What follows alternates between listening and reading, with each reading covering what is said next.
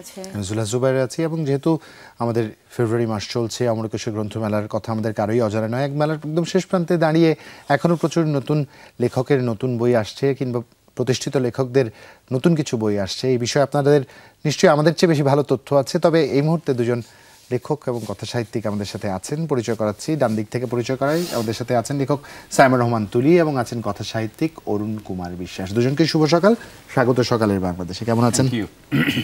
ভালো, শুভ সকাল। শুভ সকাল। এই যে ফেব্রুয়ারি মাসটা দেখতে দেখতে চলে গেল, এখন অনুভূতি আসলে কেমন? তুলি, আপনাকে জিজ্ঞেস করি মেলা এবং সার্বিক পরিস্থিতি নিয়ে। ফেব্রুয়ারি মাস মানেই বাংলাদেশিদের কাছে আমাদের মাতৃভাষা, আমাদের 21শে ফেব্রুয়ারি, এবং সেই সাথে একটা লেখকের কাছে অবশ্যই বইমেলা।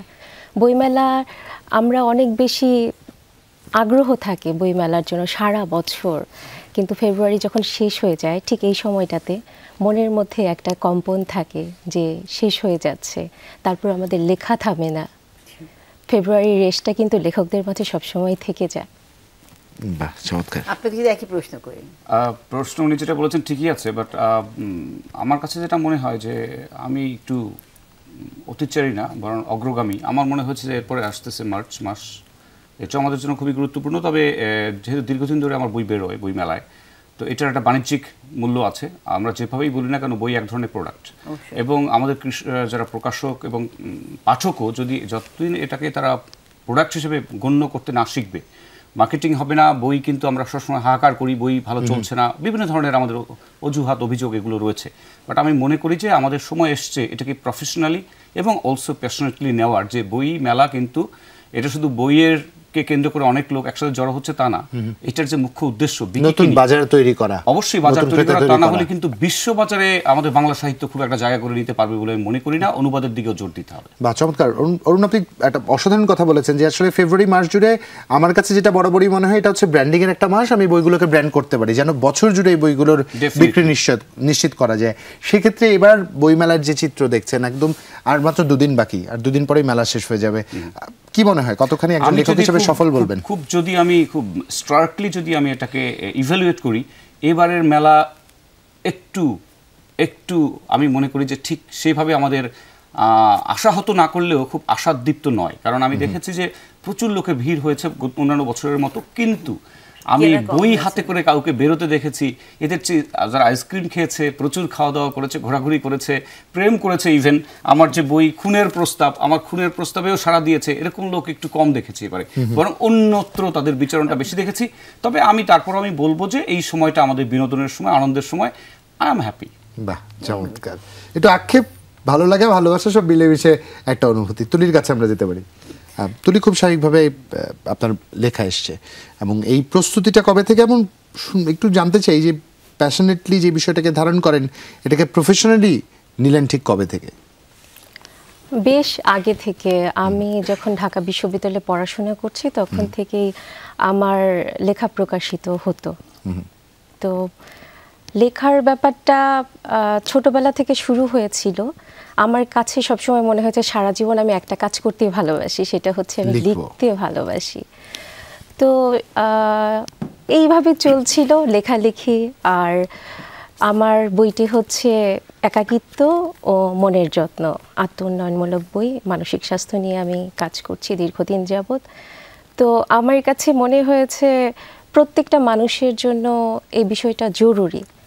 সেই জন্য আমার একটা আকাঙ্ক্ষা ছিল যে আমি একদিন খুব সহজবোধ্যভাবে কঠিন কঠিন কথাগুলোকে সবার কাছে পৌঁছে দিব। সেই থেকেই আমার আগ্রহটা। বাহ, চমৎকার। তো যদি অরুণ কুমার, আমি আপনার কাছে আসি, লেখালেখি এবং মানে লেখাটাকে আসলে আমাদের দেশে কি এখনো পুরোপুরি কি এটাকে প্রফেশন হিসেবে নেওয়া যায় কিনা, আপনার কাছে কি মনে হয়? এই প্রশ্ন জটিলতর প্রশ্ন। আপনি মানিক বন্দ্যোপাধ্যায় অনেক আগেই বলে গিয়েছে, আমরা তার থেকে খুব একটা এগোইনি। উনি বলেছিলেন ডাল ভাতের ব্যবস্থা থাকলে তাহলে লিখতে এসো। তবে আমি যেটি বলবো, তুলির মতোই বলবো, আমার লেখালেখি শুরু নটরডেম কলেজ। নটরডেম কলেজ আমাকে ফরমেশন দিয়েছে, এবং আমার কাছে মনে হয়েছে জীবন যাপনের চেয়ে উদযাপন জরুরি, সেলিব্রেট লাইফ। এবং সেটা করতে গেলে প্রত্যেকের একটা নেশা, একটা ভালোবাসার জায়গা তৈরি করতে হয়, সেটা আমার লেখালেখি। তো আমি এটায় কতটা বাণিজ্যিকভাবে সফল হব সেটার চেয়ে ইম্পর্টেন্ট হলো আমার সময়টা আমাকে সঙ্গ দিচ্ছে।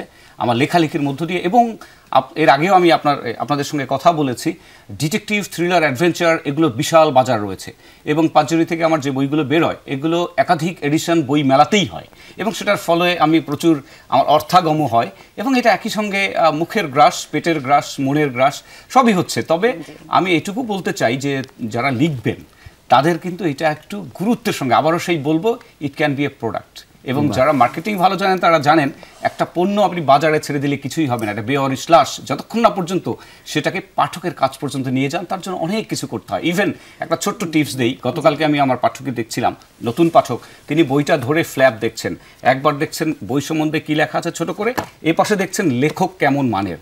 আমি যে 3টা মাস্টার্স করেছি সে বিড়বিড় করে আওড়াচ্ছে, আমি ওদেরকে খুব ফলো করলাম, যে 2টা ঢাকা ইউনিভার্সিটি, একটা লন্ডনে, তার মনে হয়েছে this writer can be bought, তারা বই কিনছে না, তখন কিন্তু লেখক কিনছে। সো এটাকে কোনোভাবেই হালকাভাবে নেওয়ার সুযোগ নাই, বইয়ের প্রচুর সুযোগ রয়েছে, বাজার রয়েছে। আমরা সোশ্যাল মিডিয়াকে সরিয়ে রেখেও বলতে চাই আমাদের তরুণ পাঠকরা পড়েন। আমি আমার ছেলেদের থেকে ইন্টারভিউ নিয়েছি, তারাও বলেছে মানুষ বই পড়বে যদি তেমন বই হয়। অরুণ, নিশ্চয়ই নিজের লেখার পাশাপাশি অন্য লেখকদেরও বইয়ের দিকে একবার হলেও দেখা, যে ফ্ল্যাপ করে দেখা হয়েছে যে কি আছে কি। এবার বইমেলায় যে লেখকরা এসেছেন, নতুনভাবে অনেক লেখককে আত্মপ্রকাশ করেছেন, আপনি এই ট্রান্সফরমেশনটাকে কতখানি ইতিবাচক দেখেন, কিংবা কতখানি পিছিয়েছি আমরা, কিভাবে মূল্যায়ন? আমি পেছনের কথা বলবোই না, কারণ আমি বারবার বলবো যে আত্মতিরস্করণ লেখকের, আত্মতিরস্করণ প্রকাশকের, আমরা তাদেরকে তাদের পছন্দের মতো বই তুলে দিতে পারছি না। কারণ একটা চ্যালেঞ্জ কিন্তু হয়েছে, কারণ এখন সস্তা বিনোদন তারা সহজেই সোশ্যাল মিডিয়া, গুগল, টিকটক অনেক কিছু করতে পারে। সুতরাং সেখান থেকে যদি আমাদেরকে এক ধরনের প্যারাডাইম শিফট করতে হয়, এটা খুবই টাফ, কিন্তু অসম্ভব নয়। সেক্ষেত্রে তাদের রুচি এবং মনন বুঝে সেরকম একটু যে সমস্ত বই তারা ভালো পড়বে বলে আমরা মনে করি, মোটিভেশন হচ্ছে, আমি বলবো না এটা সাহিত্য নয়, বাট তারপরও তাদেরকে বইমুখী বা বইয়ের কাছে আনতে হবে, ধরে রাখতে হবে। এবার কি সে যাত্রায় কিছুটা এগোতে পারলাম? আমি নেগেটিভ কথা বলবো না, এবং আপনার হাসি বলে দিচ্ছে যে কিছুটা নেগেশন কিন্তু এর মধ্যে থেকেই যায়। আপনার কাছে একটা প্রশ্ন আছে, সেটা পরে করছি, আগে আমি তুলির কাছ থেকে ঘুরে আসি, কিন্তু তার আগে প্রয়োজন মনে হয় একটা ছোট্ট বিরতি। দর্শক, ছোট্ট একটা বিরতি নিচ্ছি, ফিরছে আপনাদের সাথেই থাকুন। স্বাগত আরেকবার সকালের বাংলাতে। জুবাইর আছে আপনাদের সাথে, সাথে আছে আমি রুনিয়া। দুই লেখকের মাঝে বসে আমরা নিজেরাই বাখারা। তো প্রথমে যে কথাটা সেটা জানতে চাচ্ছিলাম, অরুণের কাছে খুবই একটা ইন্টারেস্টিং প্রশ্ন আছে, আমি জানতে চাই, কিন্তু তার আগে আমি আপনার কাছে জানতে চাচ্ছি, এই যে তিনি আসলে বলেছেন যে সস্তা বিনোদন, আমরা অস্থির, এমন একটা প্রজন্ম আমরা তৈরি করেছি বা তৈরি হচ্ছে, যারা কিন্তু আসলে এই যে মানে বই পড়ার জন্য যে পরিমাণ এনগেজমেন্ট দরকার সেটাতে আসলে তারা পিছিয়ে আছে, এবং তাদের মধ্যে আমরা দেখি যে অনেক তাড়াতাড়ি হতাশা তাদেরকে গ্রাস করে। এখানে আসলে আপনার কাছে, আপনি যে জনরাতে আসলে লেখালেখি করেন, সেটা আসলে কতটা তাদেরকে সাহায্য করছে? আমার বইটাই তো এই বিষয়টা নিয়ে, অস্থিরতা দূর করে কিভাবে শান্ত থাকবো। তো আমি অনেকক্ষণ যাবত তো এখানে আমি নিজেও শান্ত আছি, মনে হয়, মানে সবার মনে হয়েছে এতক্ষণ। তো যেটা হচ্ছে, আমাদের একটা বিষয় খুব কাজ করে, আমরা তো খুব বেশি মোবাইল ডিপেন্ডেন্ট। ওখানে আমরা কিন্তু এখন আর ইউটিউবে ভিডিও দেখতে পছন্দ করি না, রিলস দেখতে পছন্দ করি, এই সময়টাই তো যাচ্ছে। তো খুব দ্রুত সব কিছু চাচ্ছি, এটা কিন্তু আমাদের ব্রেইনে এমনভাবে আছে যে আমরা পৃথিবীর সব কিছুই দ্রুত চাচ্ছি, এমনকি সম্পর্কেও দ্রুত চাচ্ছি, যেটা সম্ভব না। এবং এক জায়গায় থেকেও দেখা যাচ্ছে একটা কফি শপে আমার বন্ধুর সাথে পাশে বসেও আমার বন্ধুর হাতে একটা মোবাইল, আমার হাতে একটা মোবাইল, তাহলে তোমরা কেন এখানে এসেছো? সান্নিধ্যটাও তো উপলব্ধি করতে পারছি না। আর সস্তা বিনোদনের কথা বলবো যে এইটাকে আমি কখনো স্মার্টনেস বলবো না, যে আমি মেলায় গিয়ে শাড়ি পরে একটা বই হাতে ছবি তুললাম। তো আমি ওই বইগুলোতে আমি সবাইকে আহ্বান করব এটা লিখতে, যে বইয়ের দর্শনটা কি ছিল, সবাই যেন এটা কমেন্ট করে। তাহলে যারা সুন্দর করে ব্র্যান্ডিং করছে আমাদের জন্য, আমাদের বইকেই এইভাবে, তারা যেন একবার হলো বইটা পড়ে, যে বইয়ের মধ্যে কি আছে। এটা আমি সবাইকে আহ্বান জানাচ্ছি, যে যারা এই বই ধরে ছবি দিচ্ছে তাদের একটু লিখুন যে এই বইয়ে কি আছে। এটা কিন্তু আপনি খুব ভালো বলছেন, বিকজ এটা এবার মেলায় আমার অবজারভেশন, যে সবাই কিন্তু যাচ্ছে, বই ধরছে, ছবি তুলছে, ফটো সেশন শেষ, বইটা রেখে চলে আসছে।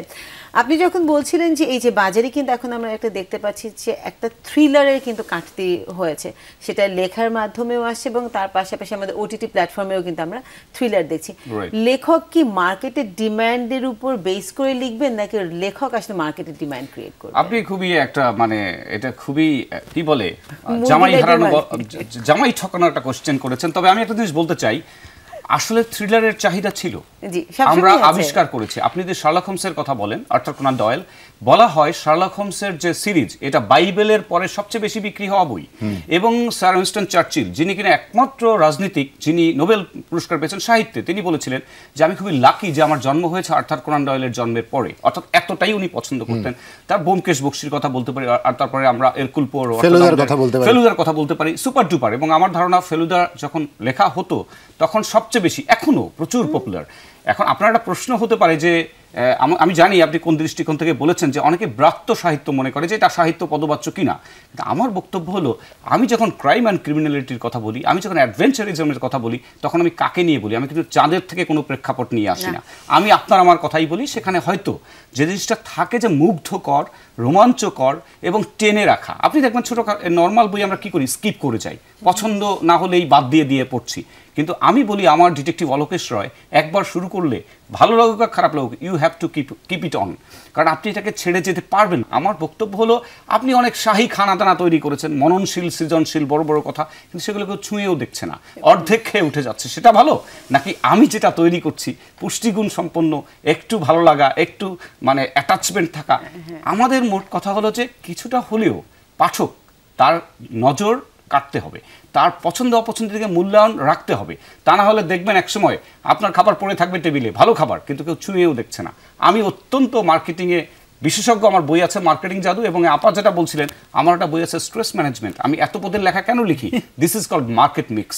যদি একটা থেকে মুখ ফিরিয়ে নেয় আর একটার দিকে যাবে, আমাকে মার্কেট ধরে রাখতেই হবে। জি, অরুণ একটু দাসের সব জায়গায় একটু পাওয়া বইগুলো যাবে। আমরা দেখাতে চাই দর্শকদের, একটু যদি আমাদের দেয়া থাকে।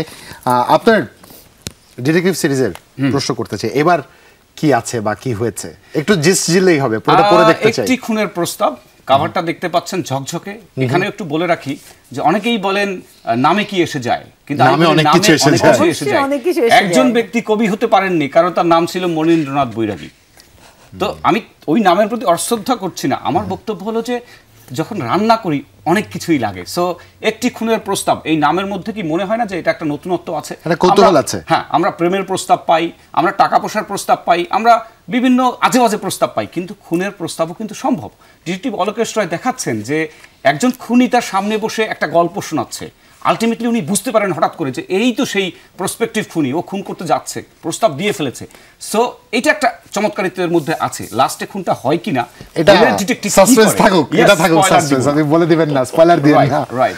তুলির কাছে একটু আসতে চাই। তুলি, এবার যে সারাটা পেলেন আপনার পাঠক যারা হয়তো আপনাকে সোশ্যাল মিডিয়া আপনার লেখনীকে সবসময় খুব বাহবা দিয়ে যায়, তাদের রিফ্লেকশন মেলা দেখেছেন কিনা, তারা বই কিনেছে কিনা, কিংবা আপনার নিজের এবারের বই নিয়ে বিক্রি নিয়ে আপনি কতখানি আশাবাদী?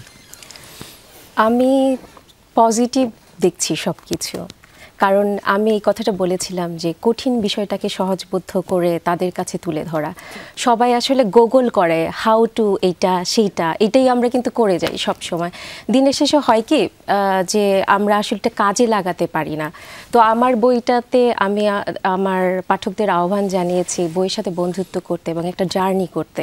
ওটা শুধু বই পড়লে ওই হাউ টু গুগলে খোঁজার মতো করলে হবে না, চ্যাপ্টার ধরে ধরে পড়ার মতো করে পড়তে হবে, সেটা নিজের মধ্যে ধারণ করতে হবে। তো এই বিষয়গুলো হয়েছে কি আমার ওখানে আমার বইয়ের আসলে ওইভাবে টার্গেট গ্রুপ নাই, আমি শুধু এর জন্য লিখেছি তার জন্য লিখেছি। একাকিত্ব কিন্তু সবার মধ্যে আছে, যে ফ্যামিলির ভিতরও আছে, তারও একাকিত্ব আছে।